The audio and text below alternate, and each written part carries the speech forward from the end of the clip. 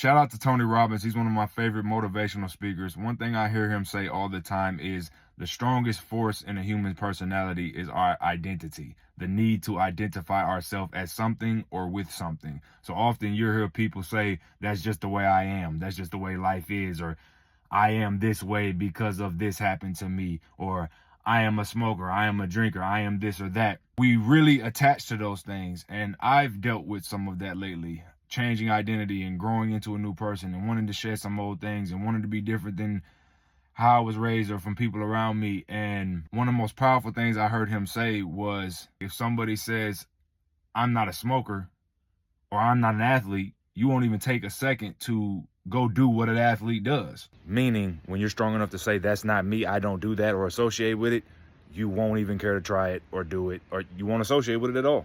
If we can change our identities and let go of what we are so comfortable with, I think comfortable ties into this as well. And a lot of the times people get so comfortable and stuck in their identity because that's all they know and they're scared of different, but they want more. So a lot of times it seems like we're in our own way. The things I've been dealing with, I've definitely been in my own way. So how can you change your identity? Start with small steps.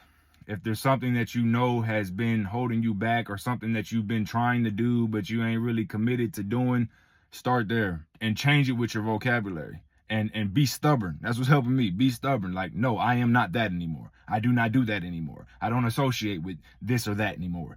It's crazy eye-opening, to Tony's point, how much we identify ourselves with things and then we wonder why we're not progressing in a certain category.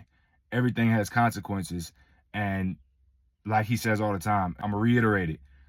You have to be willing to change your identity because there's change in every season of life.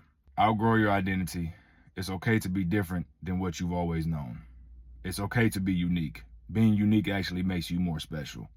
You might bring more value, which brings you more money. Not only that, forget the money. Be unique and tap into your soul so you are okay with yourself and you're not fighting identities. Look at your identity. What do you identify yourself as? How can you change it?